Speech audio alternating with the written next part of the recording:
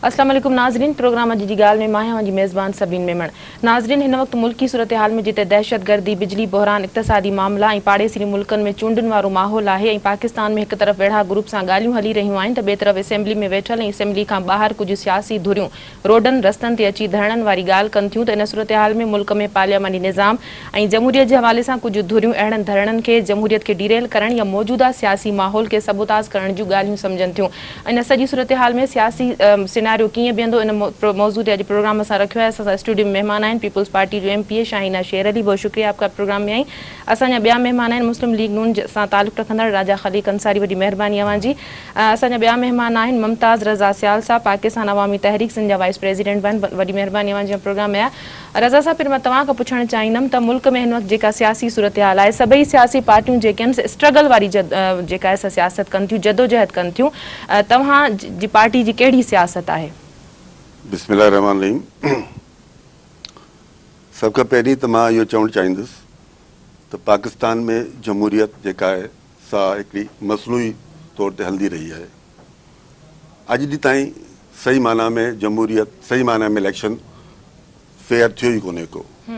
उनजी वजह इहा आहे जो असां जॾहिं बाइकाट कयोसीं, असां चयोसीं बाबा हीउ निज़ाम जेको आहे सॼो ग़लति आहे, हिन निज़ाम खे महिरबानी करे दुरुस्त करियो, या टाइम आहे, टाइम ख़तमु थी वियो, तंहिंखां पोइ तव्हां चवंदो इलेक्शन शुरू थी वई आहे, हाणे प्रोसेस पियो हले। असां पहिरीं लाहौर में डॉक्टर साहब जॾहिं लाहौर में अची ख़िताबु कयो, इहो ई चयो त बाबा हीउ टाइम आहे, तव्हां पंहिंजो रिवाइवल करियो ऐं तमामु सेटअप जेको नओं ठाहियो, हिकिड़ो नओं इलेक्शन कमीशन हुजे जेको गैर जानिबदार हुजे ऐं जेको फेयर इलेक्शन कराए, ताकी अवाम जी नुमाइंदगी हिकिड़ी सही माना में अचे ऐं उहो ई जेको उन्हनि खे राइट हुजे त उहे हर मामला तय कनि। मिसाल तौर महंगाई आहे, लोड शेडिंग आहे, करप्शन आहे, बेरोज़गारी आहे। अॼु जेके हालतूं ॾिसो पिया उहो सभु उन जो ई समर आहे। जेको असां एहतजाज कयोसीं, असांजी ॻाल्हि न मञी वई। तव्हां त एहतजाज करे हली आयो न, साल खां पोइ जॾहिं जमहूरी हुकूमत ठही आहे, उन खां पोइ वरी तव्हां ॿीहर ज़ाहिर थी विया आहियो। असां हिननि खे टाइम नोसी, पहिरीं असां चयो भई टाइम ॾियो हिननि खे, हिननि खे टाइम नोसी, हीउ छा था डिलीवर करणु चाहिनि, छा डिलीवर कयो? लाशूं, राशन जी सियासत हली आहे, महंगाई, करप्शन इंतहा खां। पाकिस्तान जी तारीख़ में एॾी वॾी करप्शन कोन थी आहे जेतिरी हिननि सालनि जदोजहद कयो न, ॿियूं सियासी पार्टियूं स्ट्रगल कनि थियूं, अवाम सां गॾु रहनि थियूं, अवाम जे विच में रहनि थियूं, तव्हां त ॻाल्हियूं करे गायब थी था वञो, उन खां पोइ साल खां पोइ था ज़ाहिर थियो। असां मौजूदु आहियूं, बिल्कुलु अहिड़ी ॻाल्हि कोन्हे। कहिड़ो अवामी जलसो कयो आहे, तव्हां अवाम सां कहिड़ो राब्ते में रहिया आहियो? असीं हर इवेंट में धरणनि वारी सियासत कयो था। गुज़िरियल दौर में तव्हां पीपल्स पार्टी सां ॻाल्हियूं थियूं, अलाए ॻाल्हियुनि जो छा खड़तेल निकितो, छा न निकितो, उन खां पोइ तव्हां ख़ामोश थी विया। असांजी पीपल्स पार्टी सां ॻाल्हियूं थियूं, पीपल्स पार्टी वारनि असां जेको असां सां तय कयो त बाबा असीं जेको आहे सो इन्हनि तमामु इलेक्शन कमीशन खे बि जेको आहे असीं ख़तमु कंदासीं, जेको हथरादू ठहियलु आहे। आर्टिकल ॾिसो न, तव्हां हिकु ॻाल्हि ॿुधो, तमामु शयुनि ते असांजो हुननि सां ख़ुर्शीद शाह खणी आयो, असां हुन ते तमामु ॻाल्हियुनि ते मुतफ़िक़ थियो, चई ठीकु आहे सर, असां क़बूल आहे, असां धरनो ख़तमु कयोसीं। उन खां पोइ इहे माण्हू फिरी विया। पोइ तव्हां छा कयो? तव्हां त हलिया विया चुप करे, पोइ उन खां पोइ साल खां वरी असां जॾहिं चयो भई इलेक्शन शुरू थी, असां चयो बाबा फ्रॉड इलेक्शन आहे, हीउ बिल्कुलु फ्रॉड आहे, तव्हां ॾिसजो हीउ तमामु धांधली। अॼु उहो सभु रोअनि पिया, अॼु सभु मथो पिया पुटिन, तो धांधली हो गई, धांधली हो गई, धांधली हो गई। भाई धांधली हो गई तो हम पहले कह रहे थे आपको कि निज़ाम गलत है, ये इलेक्शन कमीशन जो है जानिबदार है, बिल्कुल जानिबदार है। ये सब लोग जो बैठे हुए हैं ये नॉमिनेटेड लोग हैं, इनका कोई इंटरव्यू नहीं हुआ। इलेक्शन आज लोग इन जो वॾो हिकिड़ो मिसाल तव्हांखे ॿुधायां त फ़खरुद्दीन जे इब्राहिम हींअर ताइब थी भॼी हलियो, इस्तीफ़ा भॼी हलियो, ठीकु आहे न, अञा उहे ई माण्हू वेठल आहिनि। तव्हां निज़ाम, तव्हां असल में निज़ाम असीं चयूं था, निज़ाम कहिड़ो निज़ाम आणणु था चाहियो? कहिड़ो निज़ाम आणणु था चाहियो? उहो निज़ाम चयूं था जंहिंमें हर माण्हू जी नुमाइंदगी हुजे, स्टूडेंट हुजे उनजो नुमाइंदो न, स्टूडेंट उन माण्हू खे वोट ॾिए जेको पढ़ियल लिखियल माण्हू हुजे। हिते छा आहे जो ताजिर जेको आहे उनजो नुमाइंदो केरु आहे? ज़मीदार। हिकिड़ो जेको पढ़ियल लिखियल माण्हू आहे, डॉक्टर आहे, उनजो नुमाइंदो केरु आहे? हिकिड़ो जेको आहे सो दुकानदार।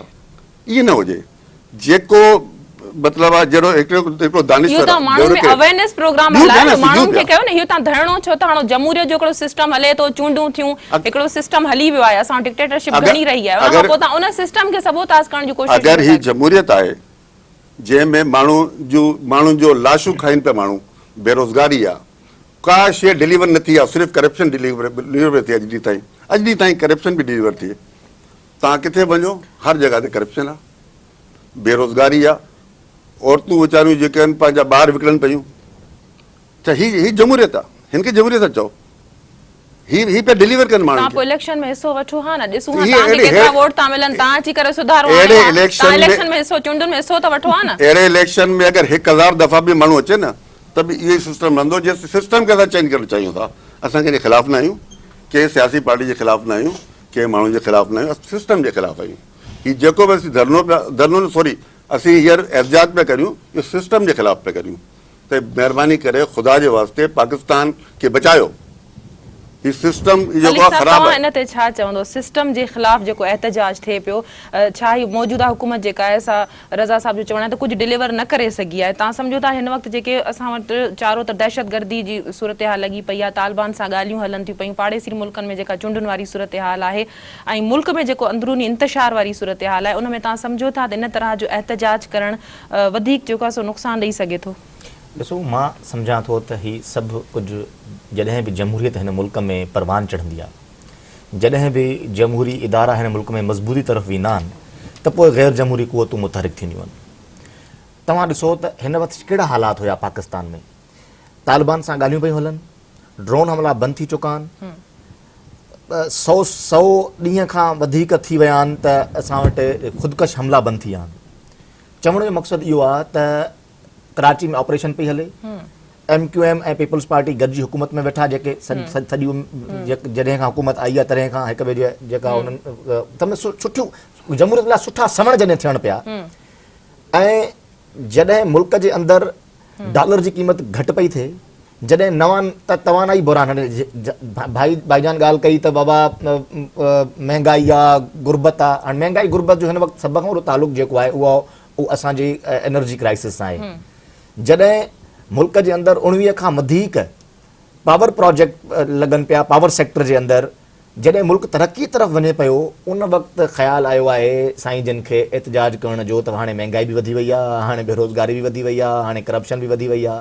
जॾहिं त हिकिड़ो बि केस रजिस्टर न आहे हिन पूरे साल जी हिकिड़ी साल जी वफ़ाक़ी हुकूमत जे कारकर्दगी में जंहिंमें कंहिं बि हिकिड़े इदारे में करप्शन थी हुजे, बल्कि एॾी वॾी तारीख़ जे अंदरि PIA फर्स्ट टाइम प्रॉफिट में वियो आहे। ऐं अंग ऐं अखर ॿुधाइनि था त जंहिं अंदाज़ में इदारा पंहिंजे पेरनि ते बीहण शुरू थिया आहिनि, दुनिया जा ॿिया मुल्क चाइना, फ्रांस, टर्की, इहे जेके मुल्क आहिनि उहे तव्हांखे मदद पिया ॾियनि।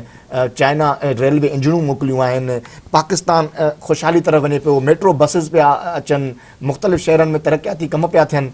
हिन वक़्तु हिननि खे यादि आयो आहे त बाबा हाणे हिन गवर्नमेंट खे टॉपल करण जी कोशिशि कई वञे, छो जो थोरो घणो इंडिकेशन ॾिठो त को आर्मी चीफ शायदि मियां नवाज़ शरीफ़ साहिब खे सल्यूट न कयो। उहे मां उहो लफ़्ज़ इस्तेमालु न कंदुसि, पर उहो ख़ुशबू ॻोल्हींदा आहिनि, किथां खां स्मेल अचे, पोइ हुननि खे किथां खां इहा पोइ इशारो मिली वियो त बाबा अची विया रोडनि ते। ॿियो इन जो को कंहिं क़िस्म जो को तालुक़ु न आहे, असां हिन खे हरगिज़ सीरियस कोन पिया वठूं। हीअ सिर्फ़ु ऐं सिर्फ़ु ताहिरुल क़ादरी साहब जा जेके उन्हनि जा मदरसनि में जेके तालिब पढ़ंदा आहिनि उहे ईंदा, उन्हनि जूं फैमिलीज़ खे ई ब्लैकमेल कंदा आहिनि, चवंदा आहिनि जेकॾहिं न आयो त तव्हां तालिबान ई कढी छॾींदासीं। जीअं पहिरियों D चौक ते असां हिकिड़ो ड्रामो ॾिठोसीं, हा उहो हिकिड़ो कंटेनर ड्रामो हूंदो, उन खां अलावा कुझु न आहे। मज़े जी ॻाल्हि तव्हांखे ॿुधायां त हिन दफ़े इहो 11 मई ते जेको थिए थो उन में हिननि जो ताहिरुल क़ादरी साहब अचे ई कोन थो, उहो जो आउं कैनेडा वेठो हूंदुसि, वीडियो लिंक ते बि कॾहिं कोई एहतजाज थिया आहिनि। पाकिस्तान जो तव्हांखे एॾो पेट में सूरु आहे, धरतीअ जो तव्हांखे एॾो मथे में सूरु आहे त महिरबानी करे तव्हां अचो, हिन धरतीअ वासनि सां गॾु वेहो। माण्हू ग़रीब माण्हू मां ख़तमु करे वञा, गरीब माण्हू वेहनि ॿाहिरि उसन ते, तव्हां वियो एयर कंडीशन कंटेनरनि में, गरीब माण्हू जा ॿार जेका उहो तड़पनि। कंहिं हिकिड़े नंढड़े ॿार खे चयईं त बाबा तूं अची त हीटर जे भरिसां सुम्ह। हिननि खे कहिड़ो दर्द आहे, हिननि खे कहिड़ो शइ, हे सभु सिर्फ़ु लफ़ाज़ी आहे, सिर्फ़ु मफ़ाद परस्ती आहे, सिर्फ़ु पैसा कमाइण आहे, सिर्फ़ु फंड वठंदा, ॿियो कुझु कोन कंदा। जी, आप क्या कहना चाहेंगी इस पे? आसिफ जरदारी साहब ने तो मुकम्मल हिमायत का यकीन दिला दिया मियाँ साहब को कि जमहूरियत को कोई भी खतरा लाहक हुआ तो हम उनके साथ खड़े होंगे। बिल्कुल, शुरू दिन में जब मियाँ साहब की गवर्नमेंट आई तो उस टाइम भी हमने यही बात की थी कि हमें जमहूरियत को चलाना है, जहाँ तक हमारी सपोर्ट की ज़रूरत होगी हम तैयार हैं। ठीक है, अभी भी आपने आसिफ साहब का बयान देखा तो उसमें यही है कि हम जो है ना बिल्कुल भरपूर हुकूमत के साथ हैं। हम चाहते हैं इस पाकिस्तान के अंदर जमहूरियत आए और देखो इससे पहले जब हमारी गवर्नमेंट थी वफाक में, तो आपको याद है ताहिरुल कादरी साहब ने एक धरना वो किया डी चौक पे, तो वहाँ पे लाखों लोग, आप लोगों ने, मीडिया वालों ने वहाँ कवरेज की, आपने देखा छोटे छोटे बच्चे, मासूम बच्चे, और लोगों को यानी कि सिर्फ और सिर्फ परेशान करना था। आपने भी देखा, हमने भी देखा, उसका कोई रिजल्ट नहीं आया। पहले सर्दी में लोगों को परेशान किया गया, अब गर्मी में परेशान करने जा रहे हैं। अगर आप मुल्क के अंदर तब्दीली चाहते हैं, देखो जो हुकूमत आती है उसको अवाम सेलेक्ट करता है, लोग उसको लाइक करते हैं, लोगों को उम्मीदें होती हैं, तभी लोग जो है ना किसी को सेलेक्ट करके अपना जो है ना वो बना हुकूमत बन जाती है। तो अब ये करना कि आज यहाँ धरना तो कल वहाँ धरना, कल हम एहतजाज करेंगे, तो अगर आपको करना है मुल्क के लिए कुछ, मैदान में उतरें। मैदान में उतरने का मतलब ये इलेक्शन, देखो इलेक्शन इसलिए होता है मुल्क के अंदर कि एक पार्टी सेलेक्ट होके आती है। जब आप आ ही नहीं रहे हो, इलेक्शन फाइट कर ही नहीं रहे हो, यहाँ आते नहीं हो, अभी मौसम इतना गर्म है, मुझे नहीं लगता है ताहिरुल कादरी साहब अभी यहाँ आएंगे। बस टेलीफोन किताब या जो भी उसका प्रोग्राम है वो करके लोगों को कुछ परेशान करके फिर वो खत्म करना है। अगर कुछ करना कुछ है तो पता नहीं मुल्क के चलेगा अंदर आएं। क्यों ये एहतजाज अगर- हुआ, हाँ, क्यों खत्म हुआ, क्या हुआ पिछली दफा, क्या हुआ, सिर्फ ये रिजल्ट सामने आए, इतने लोग थे, इतने बच्चे बीमार हुए, इतनी औरतें बीमार हुई, बारिश था, और अगर आवाम से दर्द रखना था ना तो उसी बारिश में एक चेयर लगा के बैठ जाते, कैंटीनर में नहीं बैठते, फिर मजा आता ना कि हाँ हम आपके साथ हैं, हम तब्दीली चाहते हैं। आप अंदर आराम से, आपको नहीं पता सर्दी क्या है, सूप गर्मी पी क्या रहे है, हैं। सूप पी रहे हैं, आप मजे कर रहे हो, और बेचारे ख्वार और कौन है, वो पब्लिक जिन्होंने आप लोगों ने पता नहीं किस तरह क्या कह के वहां लाके जमा कर दिया था। अभी 11 का पता नहीं क्या आप लोगों का क्या प्लान है, क्या करने जा रहे हैं। तो मुझे लगता है कि बस सिर्फ परेशान करना है उन बेचारे लोगों को, और जी- कुछ नहीं जी करना है। रज़ा साहब। देखिए साहब, ॻाल्हि इहा आहे जो हर सियासी पार्टी जो जमहूरी हक़ आहे त हू एहतजाज करे, बिल्कुलु आहे। ठीकु आहे, ऐं पुरअमन एहतजाज करे। असांजो पुरअमन एहतजाज पाकिस्तान जी तारीख़ में तमामु वॾो एहतजाज हो, ऐं पुरअमन, पर तव्हां- जंहिंमें हिकिड़ो पतो बि कोन टुटो, हिकिड़ो गमलो बि न टुटो। ठीकु आहे, एॾो पुरअमन एहतजाज असां कयो जो दुनिया खे ॿुधायोसीं त असांजा माण्हू जेके आहिनि, पाकिस्तान जो अवाम जेको आहे उन जो मिज़ाज हीअ आहे, हू दहशतगर्द न आहे, हू मतिलबु एग्रेसिव न आहे, हू पुरअमन तरीक़े सां वेही जेको आहे पंहिंजो जेको ग्रीवेंसिस आहिनि या पंहिंजी जेके डिमांड्स आहिनि उहे वठी सघे थो। ठीकु आहे, रहियो सुवाल हिननि जो सवाल जो, त जवाबु हीअ आहे त हिननि जी मुक आहे, माना 5 साल ही वरी 5 साल हू, वरी 5 साल ही वरी 5 साल हू, हिननि तय करे छॾियो आहे। छो जो सिस्टम इहो आहे न ख़राबु, इन सिस्टम में को ॿियो माण्हू नथो अची सघे। असीं 1000 दफ़ा इलेक्शन अचूं, इन प्रोसेस में अचूं, को बि मुतवसित तबिके जो माण्हू हिन इलेक्शन में मतिलबु आहे MP MNA नथो थी सघे। छाजे करे को सीटुनि जा पैसा हूंदा आहिनि, हिननि वटि ॿियो करप्शन जो निज़ाम हलियल आहे।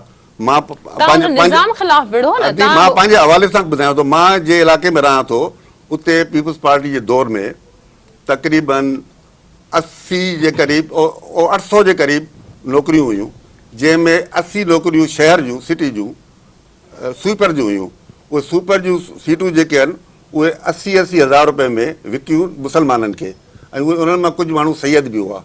ऐं शहर जी पोज़ीशन इहा आहे जो गंदगी पई आहे, छा उहो छो सफ़ाई कनि, उहो त पैसा वठनि पिया, बाबा असां पैसा ॾिना आहिनि। त एतिरी बददियानती ऐं एतिरी बदनज़मी आहे, एतिरी करप्शन आहे, तव्हां कंहिं बि जॻह हलिया वञो, तव्हां को जाइज़ कमु पंहिंजे पैसनि सां नथा कराए सघो, नाजाइज़ त उहो ई पैसनि थींदो, जाइज़ कमु नथा कराए सघो तव्हां।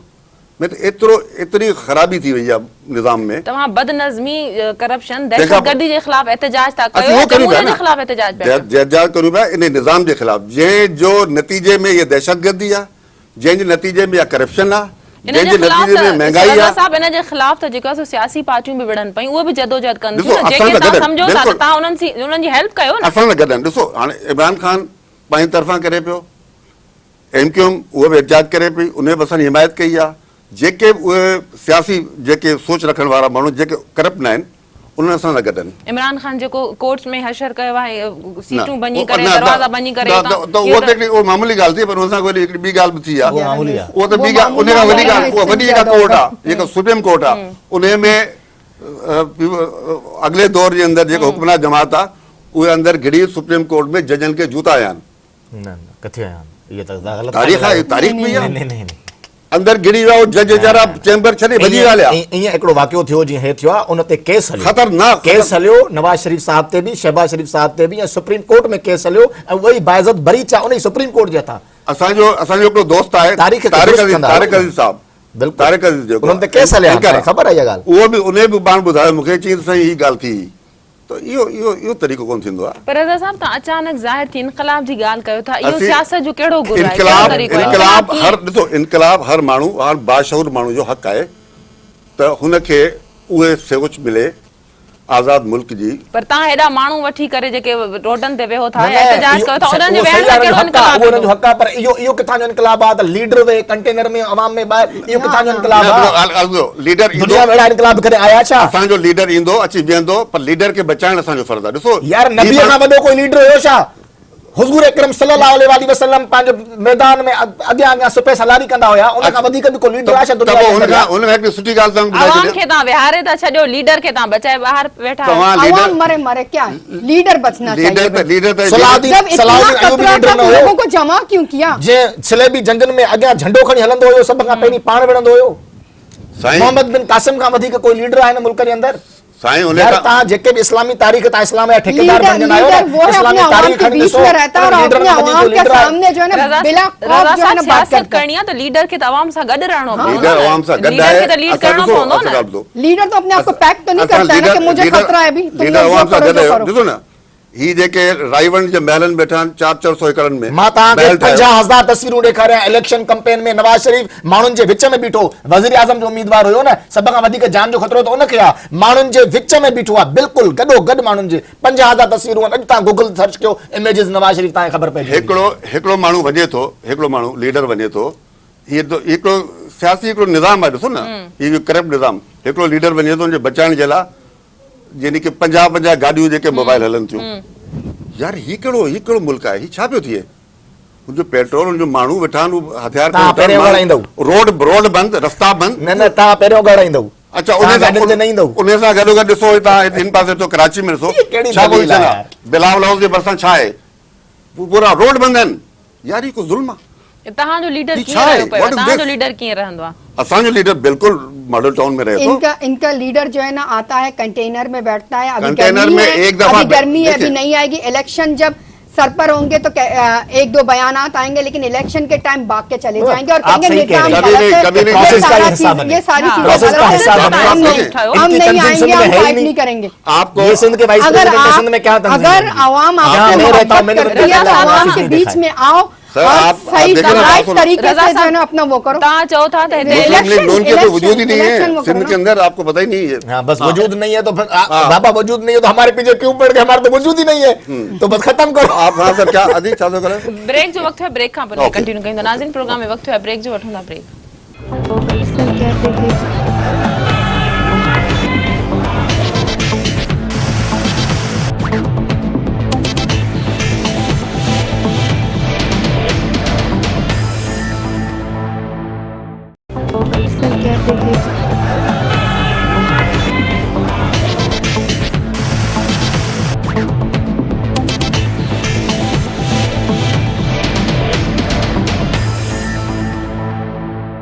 वेलकम बैक नाज़रीन। रज़ा साहब, तव्हां जेकॾहिं चओ था त पाकिस्तान में चूंडुनि जो जेको प्रोसेस आहे उहो शफ़ाफ़ कोन्हे को, इन करे तव्हां चूंडुनि में हिसो न वरितो, त तव्हांजे लीडर डिक्टेटर जे दौर में त चूंड विढ़ी, इलेक्शन विढ़ी, छा उन दौर में सही हुयो? सॼो शफ़ाफ़ माहौल हुयो? जॾहिं डॉक्टर साहब ॾिठो त ही निज़ाम ई सॼो ग़लति आहे, डॉक्टर साहब वाहिद शख़्सियत हो जंहिं हुन असेंबली खां इस्तीफ़ा ॾेई ॿाहिरि अची वियो। इलेक्शन त विढ़ी न। ॾिठईं त हीउ सॼो बेकार आहे, हीउ निज़ाम ई सॼो बेकार आहे। जेसिताईं निज़ाम न बदिलबो तेसिताईं 5000 इलेक्शनूं कराए वठो, कुझु कोन थींदो। पर निज़ाम खे ठीकु करण जे लाइ कहिड़ी निज़ाम हुकूमत खे- अमली हुअणु घुरिजे? निज़ाम इहो त खे सिस्टम ठीकु न आहे कर- जॾहिं हिकिड़ो इलेक्शन थियनि थियूं, हुकूमतूं ठहनि थियूं, उन खां पोइ साल ॾेढ खां पोइ अची करे तव्हां वरी उन न। ई वक़्त में अची न, करे ईअं जॾहिं न। पूरो हिकिड़ो साल थिए थो जमहूरी सिस्टम खे हलंदे, त तव्हां अची करे एहतजाज कयो। न, ईअं इहो न। तव्हां जमहूरियत खे कहिड़े पासे खणी वञण जी कोशिशि असां था कयो? जमहूरियत खे कॾहिं बि डीरियल कोन कंदासूं, कॾहिं बि कोन कंदासूं। असीं सियासी माण्हू आहियूं, कॾहिं बि डीरियल कोन कंदासूं। असांजी तरफ़ां कॾहिं बि डीरियल कोन थींदी, न को इमरान ख़ान जे तरफ़ां थींदी, न को असांजी तरफ़ां थींदी।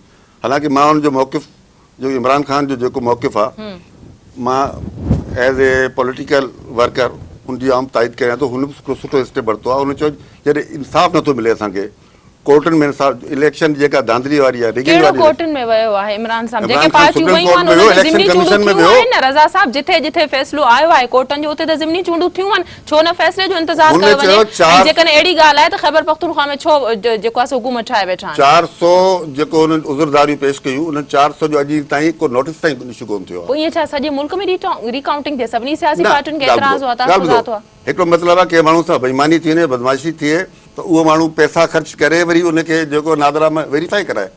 छा इलेक्शन कमीशन जी ज़िम्मेदारी न आहे? छा स्टेट जी ज़िम्मेदारी न आहे?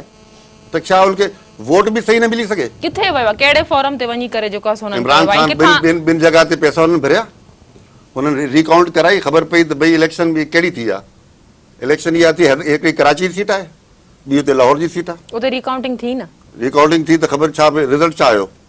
आइडेंटिफाई उन्हनि खे उहो स्टेट, उहो जेका आहे ऑन दी हाउस, हिन जो हल आहे त तव्हां मुज़ाहिरा कयो, न हिन जो हल आहे त ऑन तव्हां the house, on the house, on the house, हिन जो हल आहे त काइम जे अंदरि तरमीम कयो। हिकु मिनट, हा, ऑन दी हा, हाउस, मुकमल कयो। On very day Chaudhry Nisar Ali Khan चयो कि बाबा तव्हां अगरि इहे कराईंदो त हर जॻह ते तव्हांखे 60 खां 70,000 वोट जेके अनआइडेंटिफाई मिलंदा। ऑन दी रिकॉर्ड ॻाल्हि आहे। इन जो मतिलबु इहे इलेक्शन कीअं थी, कहिड़ी थी, कहिड़ी हुई, तव्हां छा चवंदो? बदयानती वरी हुई न।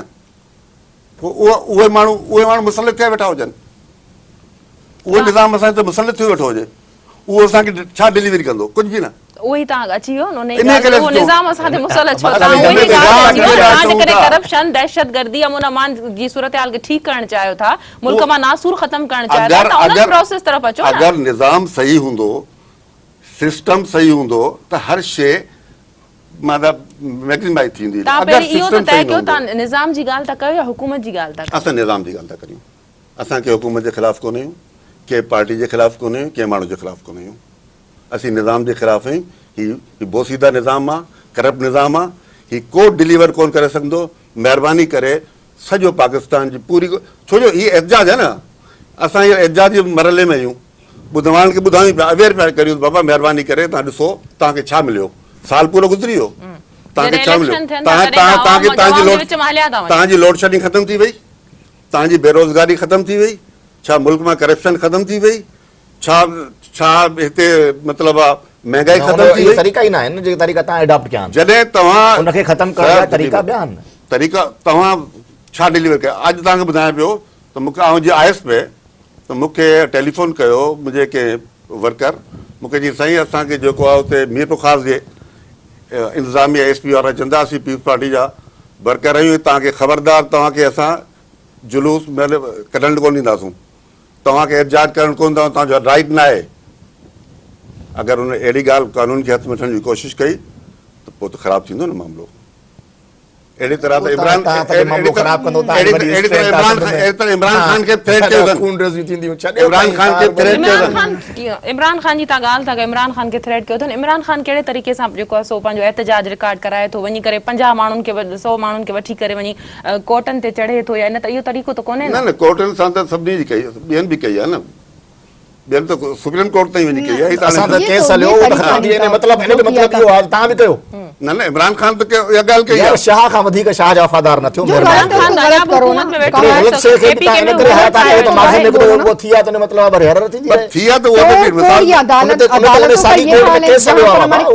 चलते हैं वहाँ कानून, जहाँ हम इंसाफ मांगते हैं वहाँ जाके हम तोड़ फोड़ कर, ये तो किसी पार्टी में ये चीज नहीं देखी। जो इमरान खान के लोगों ने उस दिन किया वो बहुत गलत था। मसलो हिन वक़्तु हिन जो असांजो इहो आहे त बाबा ही जेके बि मिसाल तौर पाकिस्तान में एनर्जी क्राइसिस आहे, उन खे ख़तमु करण लाइ तव्हां वटि ॿ रस्ता आहिनि। हिकु त या तव्हां एहतजाज कयो, या तव्हां वेही करे इन एनर्जी क्राइसिस खे ख़तमु करण लाइ संजीदा इक़दामात कयो।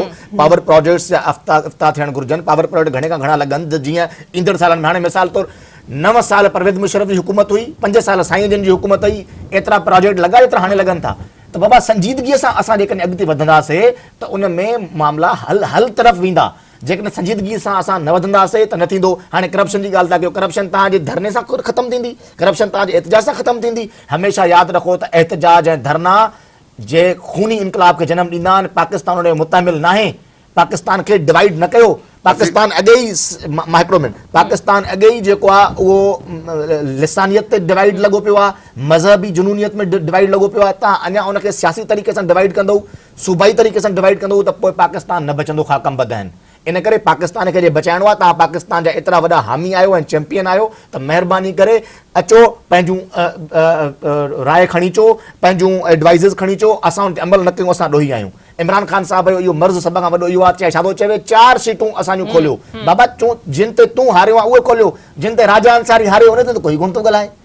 मां बि त इलेक्शन हारे वियुमि न, मुंहिंजे ख़िलाफ़ बि धांधली थी, असां छो एक्सेप्ट कईसीं? जेका तव्हां ॻाल्हि था कयो, असां इन करे रिज़ल्ट एक्सेप्ट कयासीं, सिंध जे अंदरि बि, मर्कज़ में बि ऐं हर जॻह ते, त बाबा ऐं मां हिननि जो बि शुक्रगुज़ार आहियां, ज़रदारी साहब एक्सेप्ट कयो, इमरान ख़ान साहब बि एक्सेप्ट कयो, इहा ॻाल्हि न आहे। उन्हनि बि उन वक़्तु चयो असां जमहूरियत खे नथा डिरेल करणु चाहियूं, पाकिस्तान खे बचाइणो आहे, करिणो आहे। हाणे तव्हां एक्सेप्ट करे छॾिया न, हाणे तव्हां चओ था त अॻिली इलेक्शन ईअं न थिए, त पोइ उन जे लाइ अचो त कानून साज़ी कयूं। दुनिया जा ॿिया मुल्क बि आहिनि, इंडिया बि त आहे न, ईरान बि आहे, अफ़गानिस्तान जो मिसाल वठो, बायोमेट्रिक सिस्टम आणियो, का दादली कोन थींदी, कंहिंखे का शिकायत न बायोमेट्रिक थींदी। सिस्टम ही जेको तव्हांजो कंप्यूटराइज़ आहे, उन तरफ़ अचो, उन तरफ़ अचो न, ही जेको कंप्यूटराइज़ असांजो आईडी कार्ड आहे, हर माण्हू वटि नेशनल आईडी कार्ड कंप्यूटर आहे, असांजो थम इम्प्रेशन आहे, 2 मशीनूं सिर्फ़ु लॻंदियूं आहिनि, थम इम्प्रेशन ॾियो, उन जे अॻियां जंहिंजो थम वेरीफाई थींदो, उन जे अॻियां स्क्रीन अची वेंदी सिम्बल्स जी, उहो ते कंहिं हिते टिक करे, अलाह अलाह ख़ैर सलाह, का ॻाल्हि ई न, छाजी धांधली, छाजियूं ॻाल्हियूं, उन तरफ़ कोई नथो वञे, छो जो उन्हनि खे ख़बर आहे त जेकॾहिं डायरेक्टली थम इम्प्रेशन ते, बायोमेट्रिक फिंगरप्रिंट्स ते जेकॾहिं इलेक्शन थी, त हिननि मां हिकिड़ो बि माण्हू जेको अॼु त हिन जवाज़ आहे न, जागीरदाराना सिस्टम, सरमाएदाराना सिस्टम, पैसा ख़र्च होता है, यूं होता है, पोइ हिननि वटि इहा शइ रहंदी ई कोन्हे, इन करे उनजी ॻाल्हि कोन कंदा। मां मुस्लिम लीग नून जो कैंडिडेट हुयुसि PS 130 तां, मूंखे त पार्टी पैसा कोन ॾिना, मूंखां त पार्टी 3000 रुपया टिकट जा ई वरिता हुया, मूंखे त मुंहिंजे त हल्के ते पार्टी ख़र्च कोन कयो, न मुंहिंजे हल्के ते को MNA MP हिकु पार्टी जो को ॿियो माण्हू अची करे ख़र्च पियो करे। मां त मुंहिंजे खीसे में ₹1 रुपयो, मां 1 लख रुपए में इलेक्शन विड़ी आहे, ऐं मां 13,500 वोट खया आहिनि। रज़ा साहब, इन सां हे कहिड़े क़िस्म जी ॻाल्हि था कनि? इन ते तव्हां छा चवंदा? ॿियो मुंहिंजो सवाल इहो आहे त तव्हांजी सियासी ग्रोथ त अवाम में नज़र कोन थी अचे। असांजा अवाम में रूट्स आहिनि, छो जो असांजो जेको सेटअप आहे पाकिस्तान अवामी तहरीक, उन सां पहिरीं उनजो मिनहाजुल क़ुरान, जंहिंजा दुनिया में 85 कंट्रीज़ में मिनहाजुल, तव्हांजी जेका तंज़ीम आहे मिनहाजुल क़ुरान, उनखे सियासत में आणींदो छा? न हू त मज़हबी आहे असांजो विंग, इहे असांजो पॉलिटिकल विंग आहे। पर क़ुरान में किथे लिखियल आहे त लीडर अंदरि वेहे ऐं कारकुन ॿाहिरि वेहे? क़ुरान में त मसावात जी ॻाल्हि आहे, बराबरी जी ॻाल्हि आहे, इंसाफ़ जी ॻाल्हि आहे। पोइ क़ुरान में इहो किथे लिखियल आहे त जेको आहे अटक जेल मां निकिरी बेगूं खणी ऐं भॼी वञे?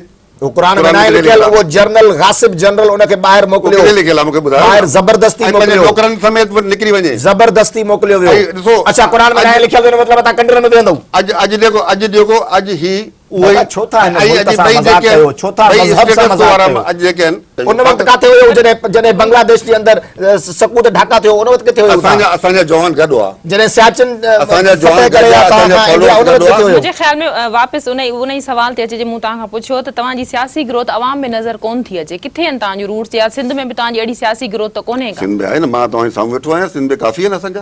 इहो बहस ई न आहे त हिननि जो सियासी रूट आहे या न, हिननि जो हक़ आहे एज़ अ पाकिस्तानी ही एहतिजाज कनि। मां इन ॻाल्हि ते त ॿ राय आहिनि ई न। हर पाकिस्तानी शहरी जंहिंखे को अॼु हैदराबाद में वाबदा जे ख़िलाफ़ मुस्लिम लीग नून जे कारकुन एहतिजाज कयो आहे, उते थोरी हुननि करप्शन ॾिठी, ऑफिसरनि जो रवैयो सही न, उन्हनि एहतिजाज कयो। एहतिजाज करणु त हर माण्हूअ जो हक़ आहे, बुनियादी हक़ आहे, उनखे एहतिजाज खां कोई नथो रोके सघे। असां इहा ॻाल्हि था कयूं त बाबा तव्हां 11 मई जो सिलेक्शन करणु ऐं हिन वक़्तु पाकिस्तान जे, अच्छा ॿी इहा ॻाल्हि आहे त तव्हां पिंडी शहर जो सिलेक्शन करणु, ॾिसो था जिते GSQ आहे, उन शहर जी सिलेक्शन, ऐं उन खां पोइ तव्हां जंहिं माण्हूअ जी कॉल ते जमा थिया आहियो, उहो माण्हू त हिते आहे ई कोन, उहो माण्हू ईंदो बि कोन, उहो माण्हू ईंदो बि कोन, मां वीडियो लिंक ते बाबा या वीडियो लिंक वारी बदमाशी, शादी बदमाशी। डॉक्टर साहब जो अखियुनि जो ऑपरेशन थियो आहे, ॿियनि माण्हुनि खे अखियूं कोन्हनि। ॻाल्हि ॿुधो, पाकिस्तान के माण्हुनि जी अखियुनि खे फिक्र कोन्हे। जब आंखें ठीक हो जाएंगे उसके बाद जरूरत नहीं कि 11 जब डॉक्टर साहब बिल्कुल सेहतयाब हो जाएंगे, लोगों के सामने, लोगों के बीच आके मैदान में तो उतरे, मैदान में तो उतरे। इन रैलियों से इनको आपको खलबली क्यों मची हुई है? वो बंदा खलबली आपको क्यों मची हुई है? देखो डरता वो है, चोर नहीं, हम चोर नहीं रहे,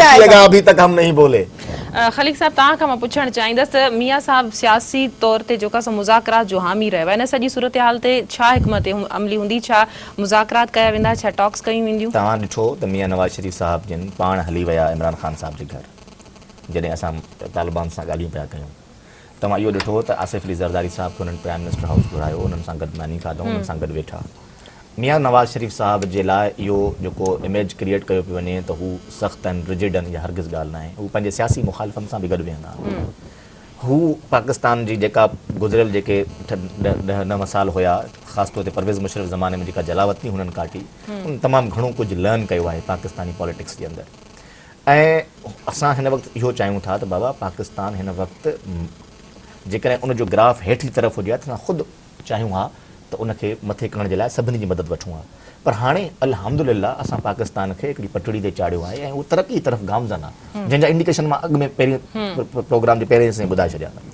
जॾहिं पाकिस्तान हिन वक़्तु तरक़ी तरफ़ वञी रहियो आहे त पोइ मुंहिंजे ख़्याल में असांजी हिन वक़्तु इहा ई हिकमत अमली रहंदी त इन क़िस्म जा जेके माण्हू आहिनि जेके हरू भरू, यानी को मौक़ो न आहे, को महल न आहे, ऐं 1 साल बि कोन गुज़रियो आहे इलेक्शन खे, गवर्नमेंट खे न, इलेक्शन 1 साल थियण वारो आहे 11 मई ते, ऐं हीअ माण्हू छो थिया आहिनि? असां हिन ते इंक्वायरी ज़रूरु कंदासीं त आया हिननि जे पोयां कहिड़ी ताक़त आहे जेका अचानक हिननि ही माण्हू ॿिड़नि मां ॿाहिरि अची विया आहिनि। ऐं असां इन्हनि सां जेको बि पाकिस्तान जे अंदरि जेको पाकिस्तान जो आइन आहे, कानून आहे, उनजे मुताबिक़ सां डील बि कंदासीं। मां हिकिड़ो अर्ज़ु करे थो छॾियां सिर्फ़ु त बाबा हिननि खे होश जा नाखून वठणु घुरिजनि। ईअं न थिए त ही आया त आहिनि हिकिड़े मक़सद जे लाइ, का कहाणी का ॿी थी वञे। पाकिस्तान नाज़ुक मोड़ ते बीठल आहे। पाकिस्तान जे अंदरि हिन वक़्तु जेका जंहिं तरीक़े सां असां तालिबान सां ख़ासि तौर ते ॻाल्हियूं हलनि थियूं, अमेरिका सां असांजूं ॻाल्हियूं हलनि थियूं, वॉर अगेंस्ट टेररिज़म जा जेके ख़तरात पाकिस्तान जे मथां लहराए रहिया आहिनि, इन्हनि सभिनी खे संजीदगी सां ॾिसे ताहिरुल क़ादरी साहब हालांकि नॉन स्टेट एक्टर आहे, पर असां उन्हनि खे बि चऊं था, इमरान ख़ान साहब खे चऊं था, सभिनी खे चऊं था अचो वेहो ॻाल्हायो। ऐं हिन पाकिस्तान खे जेकॾहिं तव्हांखे कुझु ख़दशा आहिनि, तव्हां सम्झो था त पाकिस्तान हिकु भंवर में आहे, उन भंवर मां पाकिस्तान खे ॿाहिरि कढण जे लाइ रस्ता असांखे ॿुधायो, एडवाइस कयो। जे गवर्नमेंट उनखे फॉलो न करे त पोइ तव्हां चओ। बाक़ी में नामानू वारी जेका पॉलिसी आहे, असांखे कंहिं क़ीमत ते न मञिणो आहे, असां त बसि धरना ॾींदासीं, असां इहो ज़माना हलिया विया।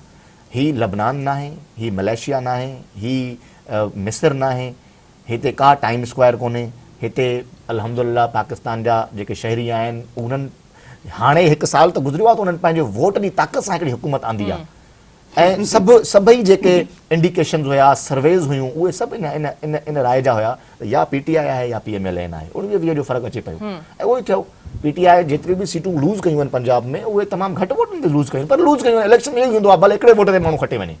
ख़ुदि असांजे जेको जीअं हल्के मां इलेक्शन में ॾिस, असां वटि त PTI जो वजूद ई कोन हुयो, पर मां हैरान थी वियुसि हिकिड़े आम माण्हू खे मुंहिंजे मुक़ाबले में बीहारे छॾियो हुयो। शहरनि जूं जेके पोलिंग स्टेशनूं आहिनि उते हुननि मूंसां हिकु ॿिनि वोटनि ते मूंखां हारायो आहे। त मतिलबु इहे हुई लहर हुई, बिल्कुलु हुई, पर हाराई आहे। उनखे एक्सेप्ट करे अॻिते वधणु घुरिजे ऐं बहितरीन मशवरा ॾिजनि, एडवाइज़िस ॾिजनि, कानून में तरमीमियूं कजनि, बायोमेट्रिक्स ते ॻाल्हाइजे ऐं जेके रिटर्निंग ऑफिसरनि जो रोल आहे उन ते ॻाल्हाइजे, निगरान हुकूमत जो रोल ते ॻाल्हाइजे। मां त चवां थो निगरान हुकूमत खे ख़तमु करे छॾियो। छो निगरान हुकूमत? इंडिया में निगरान हुकूमत न हूंदी आहे। जीअं हुकूमत पंहिंजो मुदो पूरो करे, इलेक्शन कमीशन हिकिड़ो अहिड़ो ज़बरदस्त उनखे इदारे खे फॉर्म कनि, इलेक्शन कमीशन मुल्क जो अॻू संभाले। शहनाज साहब, प्रोग्राम का वक्त खत्म होने वाला है। मैं अच्छा रज़ा साहब, आखिरी सवाल मैं आपसे पूछना चाहूँगी, सियासी और इक़्तिसादी मुल्की सूरत हाल जिस वक्त आप देख रही हैं, इसमें आप समझती हैं कि तमाम सियासी जमातों को एक साथ होना चाहिए, मिल बैठना चाहिए? हाँ बिल्कुल। देखो, जो मुल्क की जो सूरत हाल है, हम सबको बैठना चाहिए। जितनी भी सियासी जमातें हैं, बैठ के जितने भी मसले, जितने भी प्रॉब्लम्स हैं, हम उनको बैठ के हल कर सकते हैं। जैसे ये लोग जो है ना 11 मई को मुख्तलिफ जगहों पे धरना देने की बात कर रहे हैं। धरना क्यों दे रहे हो आप? आपकी हुकूमत है, हमारी हुकूमत है, आप बात करो, मियाँ साहब से बात करो। सिंध में अगर आप लोग बात करोगे, हमसे आके बात करो कि किस तरह आप लोग क्या चाहते हो, आप लोगों को कौन सा निज़ाम, किस तरह आप लोग कहोगे कि इसको चेंज करके बेहतर बनाया जा सकता है। देखो, डायलॉग से भी जो है ना मसले हल हो सकते हैं। किसी मसले का ये नहीं कि हल नहीं हो सकता, सिर्फ एक ही मसले का हल ये है कि आवाम को जाके जमा करना है, उन बेचारों को जो है ना वहाँ पे परेशान करना है। आप लोग बात करो ना, बात करके देखो कि आपकी बात मानी गई। बात नहीं करना है, बस एक डेट देना है कि हमें एहतजाज ही करना है, मुल्क के अंदर हम निज़ाम को चेंज करेंगे। बहुत सारी बातें की, इमरान खान साहब ने भी बातें की थी, सुनामी आएगा, ये होगा, वो होगा। अब आपके पास तो है ना KPK, वहाँ पर आप करो, चेंज करो निज़ाम को, वहाँ पर चेंजिंग लेके आ। जाते जाते आपसे पूछना चाहूंगी कि एंड यही हुआ था पिछली दफा के बात करके आप लोगों का एहतजाज खत्म हुआ था, क्या अब भी यही होगा? कैनेडियन शहरियत के बारे में इंशाल्लाह ताला कभी ऐसा नहीं होगा। पहले तो ये आपका दो सवाल हो गए, इनका भी सवाल हो गया। कैनेडियन सिटीजन की बात हो रही है, तो पाकिस्तान के कॉन्स्टिट्यूशन में ड्यूअल नेशनलिटी का प्रोविजन है, नंबर 1। प्रोविजन है, इलेक्शन नहीं लड़ सकता। नहीं नहीं, ये भी इलेक्शन नहीं लड़ सकता। दूसरी बात ये है कि पाकिस्तान के कॉन्स्टिट्यूशन में 62 और 63 जो है वो भी है।